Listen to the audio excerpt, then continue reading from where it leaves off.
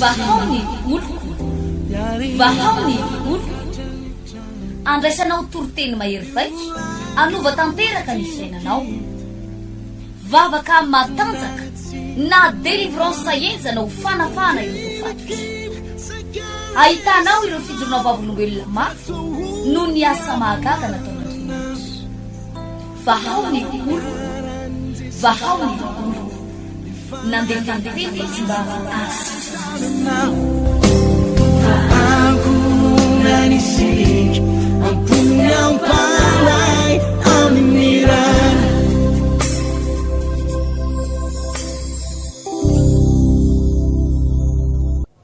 tonona ho antsika rehetra ato anatin'ny tokantrano anaton'ray ny fiadanan'ny tompo amin'ity fotoana izay ianarahnao izao fandarana izao efa teto ihany tsika tamin'ny farany teo eny ny resaka lesona goavana mahakasika ny atao hoe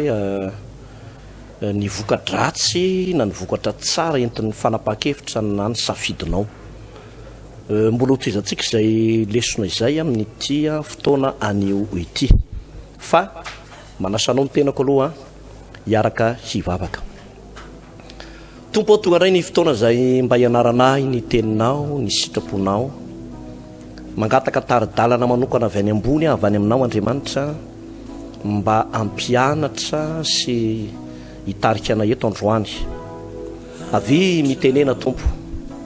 avy mitenena sokafy ny fonay ay andray tsara ny teny fahamarinanao sokafy ihany koa ny vava ny mpanomponao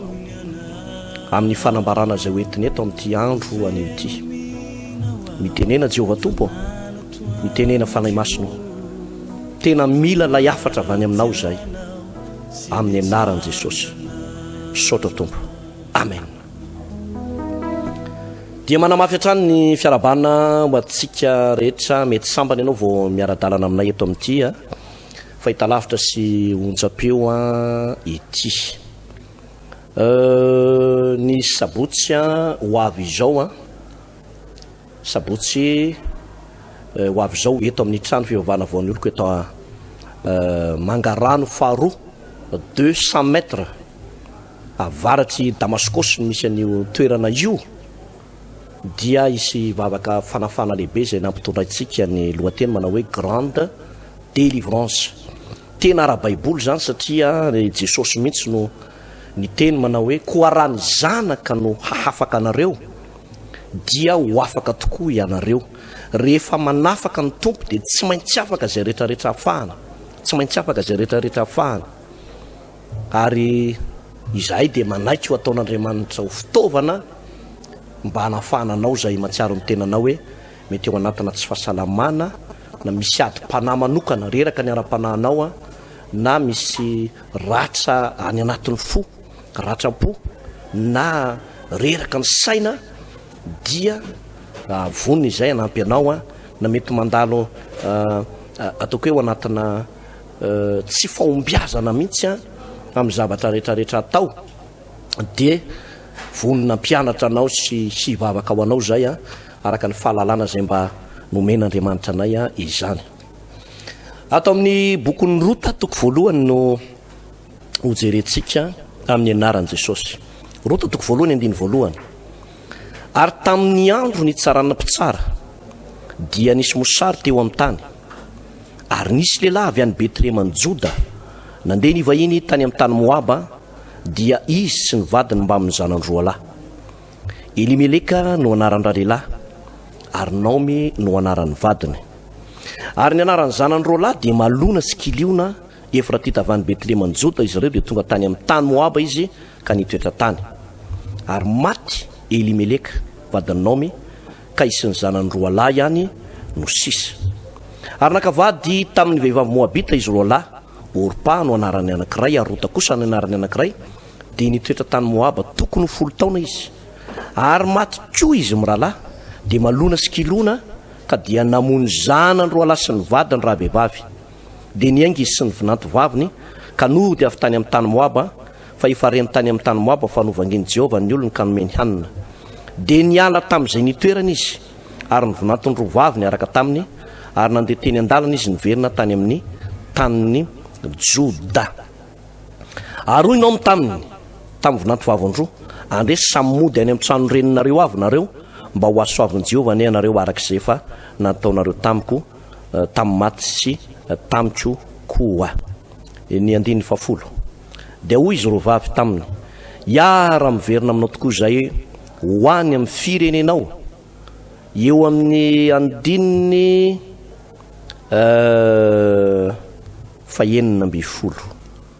fa hoy ro taza manery andao anao sy ala amin'ny fanarahanao fa izay alehanao no alehako ary izay toeranao no toerako, ny firenenao no fireneko ary ny Andriamanitro no Andriamanitro, izay tany afatesanao no afatesako sady any koa no andevenanay. Ataon'i Jehovah amiko anie izany, eny mihoatra noho izany aza raha tsy ny fahafatesana ihany no ampisaraka antsika. Hatreo no amaranantsika ny vaky teny fa azonao atao kosa ny mbola manitatra ny vaky teny io satria misy lesona ngeza be zay tokony ho fantatsika amin'io tantara io zany. Ny fiarahana miaraka amin'ny tompo ry havana dia tsy voatery hoe handray zavatra foana ianao isan'andro hoe isy vola be mitosaka foana avy any amin'ny tompo isan'andro. Tsy voatery isosa ho azy foana ny zavatra atao, hoe mety foana ny zavatra rehetrarehetra atao isan'andro. Tsy zay ny atao anatin'ny Baiboly, fa ny mpanompon'Andriamanitra atao anatin'ny Baiboly dia misy fotoana tahin'ny tompo mandalo fombiazana, mandalo fisandratana, fa tsy hay adonoana koa nefany, fa indraindray dia tena mandalo ady mafy, fitsapana mivaivay, fahaverezakevitra lalina, ary ohatrany misy endrika faharavana sy fampitehina mihitsy azy mitranga eo amina mpanompon'Andriamanitra anankiray. Tsy aiza akory Jesosy amin'io, tsy aiza Andriamanitra amin'io, fa eo ihany nefa izy, eo ihany izy. Ary zany matonga soratra masina miteny milaza manao hoe ao amin'ny Hebreo 10:5-7 dia hoe aza manary ny fahasahianareo zay misy vaniny lehibe, fa tokony hanana faharetana ianareo mba azahoanareo zay lazay ny teny fikasana rehefa vitanareo sitrapon'Andriamanitra. Tokony hanana faharetana, eo amin'ilay faharetana no tsy hananan'ny olona. Ny mpanompon'Andriamanitra anankiray zatra mahomby, zatra mahazo valibavaka isan'andro, rehefa entin'Andriamanitra ao anaty fitsapana dia misy amin'izy ireny manana faharetana, fa misy koa tsy manana ny faharetana io mihitsy, tsy hanana zay faharetana zay, ary zay vokatry tsy fananana faharetana zay no miteraka faharavam-piainana sy fampitehana. Vasa raha mba fantatrao fa ny fitsapanana ny fizahan-toetra alefan'Andriamanitra dia lalana anankiray hitombonao sy ekaranao eo amina dingana sy dimension ambonimbony kokoa. Zany no lesoka lehibe teto amin'ity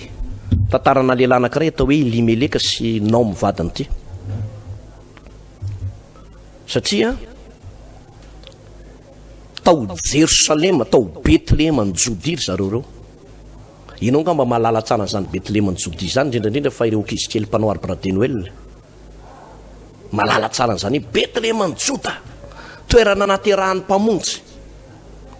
Malala n'izany daholo ny akamaroan'ny ankizy rehetra, reo olona rehetrarehetra mahafantatra zany hoe Betlehema ny Joda, tanànan'ny mpamonjy. Dia eritrereto fa tao Betlehema ny Joda mihitsy ilay tanànan'ny mpamonjy mihitsy no nisy mosary. Elimeleka sy Naomi tao Betlehema ny Joda, fa nisy mosary tao zany hoe na dia Betlehema ny Jodias dia nandalo fizato etra rehefa nisy mosary tao dia tahako ny tao tsy nino an'Andriamanitra zareo hanafaka azy fa lasa izy nandeha ny vahiny tany amin'ny tany Moaba. Raha mijery ny sary tanitsika dia Betlehema somary avoavo toerana kokoa fa le hoe nandeha amin'ny tany Moaba dia tena hitanao midina mihitsy mitsotsorika zany hoe efa tao Betlehema zareo no tsotsorika nidina vokatry n'inona tratran'le mosary nandalo adomafy Betlehema dia niponina tao Betlehema olona mivavaka ireo manompo an'Andriamanitra ireo nefa tratran'izay ady mafy izay dia inona nataony tsy niain'ny feo an'Andriamanitra intsony tsy natanty an'le ady intsony tsy ny mosary kely vetivety izay nandalo tsy tantany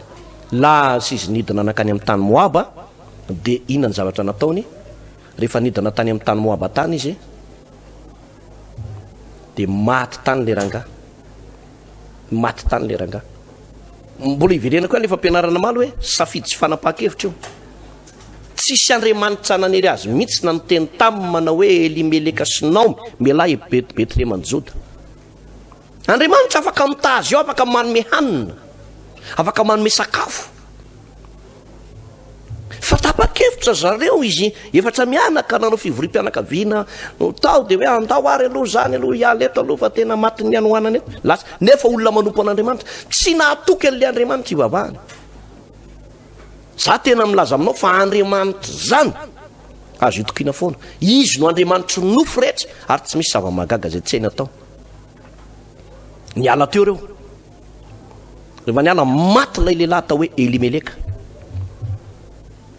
dia nanambady ny zanany mirahalahy, nanambady ny tovavy Moabita Orpasy Rota. Fotoana vitsy taorianany koa maty koa i Malona sy Kiliona zanaky Naomi tena i Naomi rehetra sisa lombolombony izy sambo rehetra sisa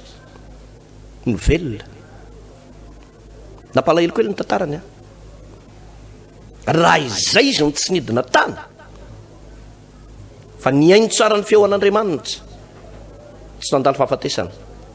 fa vokatra ny safidany sy ny fanapa-kevitra dia tafiditra io fanany fahafatesana io rava fiainana. Azay ny ampatsahiviko anao foana hoe ny fialan'ny olona anankiray eo amin'ny drafitra sy ny programa an'Andriamanitra dia manimba azy. Mety hoe naratra ny fonao, nanala helo ny fonao, nisatra nandratra anao dia iny ianao dia tapa-kevitra niala teo amin'ny toerana anankiray izay misy an'Andriamanitra na sendra nandalo tsy fisiny ianao.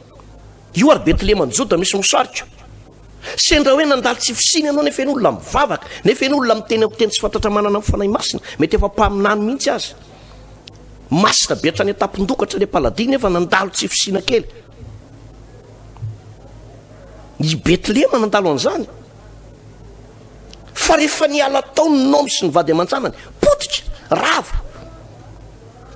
eo amin'ny toerana izay misy an'Andriamanitra mety andalo fotoatsarotra fa saingy izao lalana izan'Andriamanitra toetra ny mpanompony eo lalana izan'Andriamanitra toetra ny mpanompony. Fa raha amin'iny ianao no manapa-kevitra ihany dia io ny resultat hitantsika maty izy telo mianaka, maty izy telo mianaka. Nampalahelo hoe hialan'le mosary tao Betlehema nefa rany tratran'ny mosary ihany koa izy tany Moaba namozanain'olona anankitelo. Zany vokatry ny safidy ho azy sy ny fanapa-kevitra. Misy amintsika ny atao tranato zao mandreny ty fandaranty ngamba za mpitoroteny, za mitoro ny tenin'Andriamanitra aminao zao mety efa 700 fa 700 pasteur mitoro ny tenin'Andriamanitra aminao ngamba zao za io 700 ny teoloko dia za raiky amin'ny 700 dia manao antso Andriamanitra hoe melahy amin'ny sampinao fa miverena amin'Andriamanitra dia nidy foana ny fonao hatramin'izay. Dia misy amintsika ny veriny talana ny hemotra niala tamin'Andriamanitra dia io ndray ny tompo fa mamangy amin'ny alalan'ity toroteny ity dia mbola tsy heno ihany ve no mbola tsy verina ihany ve angamba ianao am'izao fotoan'izao reraka mihitsy de ara-pananao misy antony manokana, misy antony manokana tena nanotreraka tena ozy ianao tena tsy tafarina tsony, tsy tafarina be dehibe mihitsy ny fiainam-panan'olona tsy tafarina tao arinan'ireny confinement reny, tamin'ireny le androna covid nalaza be reny be dehibe ny toe-panan'ny olona tsy tafarina tsony reraka. Nefa de lazaiko aminao fa zao antsoantso zao a de mbola fitiavan'Andriamanitra anao, miverena manompo an'Andriamanitra, miverena mivavaka fa mbola tena tianao Jesosy. Zay ny azoko lazainy zay, mbola tena tianao Andriamanitra. Inao tsisy mpitory-teniteny anazy an'izany, fa ianao zao no entaniny ianao hoe ho avy ianao misabotsy ho avy zao io a eto Akiriry sy eto Mangarano faharoa. Zavatra anankiray nafinaritra tamin'ity tantara ty koa nefa misy tantara mahafinaritra ihany izy ty. Rehefa tapitra ny 10 taona de novangin'Andriamanitra Betlehema. Zany hoe misy ny ora famangin'Andriamanitra, misy andro famangin'Andriamanitra. Ary zao andro hitoriana ny filazantsara eto Tamatavy zao de ora ny famangin'Andriamanitra ho anao, andro amangin'Andriamanitra anao. Tonga ny ora famangin'Andriamanitra, tonga ny fotoana famangin'Andriamanitra. Resy lahatra ihanynao mitaty aoriana fa hiverina any amin'ny tanyrazana any Betlehema, ao amin'ilay toerana misy ny mpamonjy. Zay le teny soratra masina, fa raha misaraka amiko ianareo hoy Jesosy de tsy mahay manao na inona raha mbola nitombo ny andro nipetrahany tao Betlehema tao Moaba azafady de vao maika-rava tao izy, mety maty tao koa izy. Na ny fatiny ara tsy tafakatra tany Betlehema fa nanomboka tonga saina izy manao hoe nde hiverina na de potika aza na de tsisy vady amanjanaka aza, mino fa tsy andatsany olona. Ozy ny olona manao tsy nao mivarety, faly ny olona natongavana, faly ny olona, tapa-kevitra ihany ny anao vavy hiverina ny farany. Mbola vokatra ny safidy ny ihany koa ny iverenany. Nisy safidy ratsy tao aminy tamin'ny voalohany fa nanana safidy tsara izy tamin'ny faharoa hoe nde hiverina ny Betlehema ihany. Manoloana ny te-javatra mahavaivay zay mahazo anao, aretina hitanao io, aretina mivoto-kibo mahazo anao io, aretina damosina tsy mety sitrany io cancer mikika eo amin'ny nononao sy eo amin'ny kolonanao amin'ny trano zanakao io, ny fiainanao mandalo faravana sy fampotehana io, de mbola tsy tonga saina ve anao hiverina. Efa lany vola ianao tany amin'ny mpitsabo, lany vola ianao tany amin'ny fanafody gasy, lany vola ianao tamin'ny fanaovana massage maro isan-karazany. Tsy ratsy ny alanenina zay nataonao fa zay maha-olombelona mialanenina, fa misy amin'izy ireny vao maika hanampilentika anao any amin'ny lavaka mangitsokitsoko. Fa rehefa tonga eo amin'ny fetraka tsy hitanao tsony zay azo atao de eo mbola misy azon'Andriamanitra atao. Eo amin'ny fetraka tsy hitanao tsony zay lalakale de eo mihitsy Andriamanitra no mbola misy lalakale. Eo amin'ny fetrasa anankiray zay no heverina fa tsy misy hevitra intsony de mbola misy hevitra azon'Andriamanitra atao. Zao vavaka teneniko anao zao, rehefa tsisy hevitra tsony naomy lasa izy niverina anakany Betlehema. Nafinaritra koa de nisy reto vinantony anankiroa reto Orpasiky Rota. Ozy izy mantsy an'ireo manao hoe ndana anaka miverina any amin'ny tanyrazanareo, any amin'ny ray aman-dreninareo fa mbola isy zaza ve atao anatin'ny kiboko etovadinareo, ary na dia hiteraka androany aza bevoka androany alina de ho teraka androany alina ihany, andry an'izany ve nareo rovina izy ho feny 20 taona. Mampalahelo anareo anaka mangidy lavitra ny mahazo anao no mahazo anareo no mahazo fa mandana vera de ozy Rota. Zereo nareo le vokatra le safidy sy fanapa-kevitra, ozy Rota. Tsy andao anao zany, tsy hiala aminao zany. Tena miteny amintsika fa raha vehivavy afo ty Rota ty. Ety ranga raha foza ny fa maty vady maty anaka mahantra velona inona ny mbola ilako anytony fa rota fetsy natakatry rota hoe ny Andriamanitra ty vehivavy ty Andriamanitra paralanitra sy ny tany ka eniko izy ozy rota fa de iverina ny Betlehema andeha ho any ana tsisy nininina olo vaiko amin'ity olony ty ndeha ho any fotsiny zao satria fantany lay Andriamanitra ivavahana fantany zany Betlehema mitsoda tanàna ny mpamonjy zany tapakevitra izy le iverina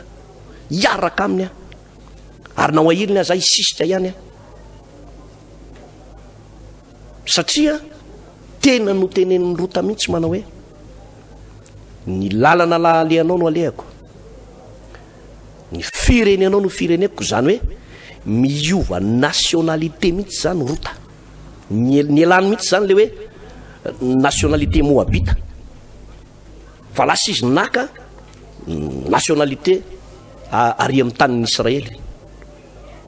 ny firenenao izy no fireneko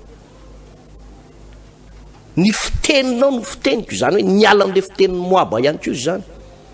fa lasa nanana fitenin'ny pirenena hafa ary ny tena zava-dehibe tena nafinaritra tamin'ity vehivavy ty de ozy izy eno tsara le filazana azy ny Andriamanitra ozy no Andriamanitra ny Andriamanitra no Andriamanitra zany hoe tsy maintsy niova Andriamanitra izy zany Moaba zany tsina tsisy Andriamanitra Jehova paralanitra sy ny tany sampony ihany sarin-javatra voasokotra ny ihany trombany ihany fomba ratsy ny zao tontolo zao ny ihany ary zany tonga raza miteny ny Andriamanitra no Andriamanitra hitanao zany ny fanapakevitra mila ananantsika ry havana zany ny fanapakevitra mila ananana zany fanapakevitra zany hoe ny Andriamanitra no Andriamanitra ny tany afatesanao no afatesako mela ao amin'ny toerana zay hitanao fa mahapotika anao am'izao fotoana zao tena hoe mety ao anatina fiainana maloto tena maloto ianao am'izao fotoana vokatr' io de mitika eo anatin'ny fonao ny ratsa malahelo ohatra ny mahatsiaro ny tenanao malahelo zany ianao misy ratsa anaty zany eo anatinao ao misy tena hoe fahavesarana lalina zany eo anatinao ao amin'ty andro androany ty tena miteny aminao amin'ny anaran'i Jesosy tapao ny hevitra mbola tena tianao Andriamanitra ngabe anao mety nanana ny toeranao mihitsy teo aloha efa mpanompon'Andriamanitra efa mpiandraikitra efa mpivavaka be indrisy am'izao fotoana fa lasa nanompo sampony ray lasa no fiainana maloto indray tafasaraka tanteraka tamin'Andriamanitra sendra raha mba maheno an'ity afatra ity zany olony zany sendra mba maheno an'ity nataiza toerana andraisanao famonjena ka niverindalana ianao na niemitra faravampiainana tompoko ny eo ambadika io fampitena ny eo ambadiky ny fiverenan-dalana ny fisarahana amin'Andriamanitra de faravana ary zany mahatonga an' Jesosy ny teny manao hoe raha iverina ianareo de ho raisiko indray raha manavaka ny zavatsoa amin'ny zavapoana ianareo de ho solomavako raha androany ianao tena iverina de andray anao indray Andriamanitra raha androany ianao tapa-kevitra de andray anao indray Andriamanitra resaka safity io izay tonga eto tsy tsangatsangana anao leana eto izay tonga eto tsy sanatrian'izany hoe ho mpifaninana amin'ny fiangonana hafa tsy manana adverseran'izany izy zay tonga eto tsy manana fahavalo olombelona eto ambony tany fa nanran'Andriamanitra anay hanafaka hitory filazantsara zay renay tsapanay hitany masonay nampanaovan'Andriamanitra anay sy mbola hampanaovan'Andriamanitra anay zany no ataonay raha lasa nababy manentana anao ao tonga marotsika amin'ity sabotsy ity eto amin'ny trano fivavahana vaon'ny olo ka eto mangarano faharoa 200 metres avarary Damascos ary eto amin'ny paradise teo aloha efa paradisa be izy zany zao manentana anao tonga manana anjarany amin'io fotoana io ianao tadidiko tsara nisy lehilahy anankiray zay manam-pahefana ambony zany eto amin'ny tany sy ny firenena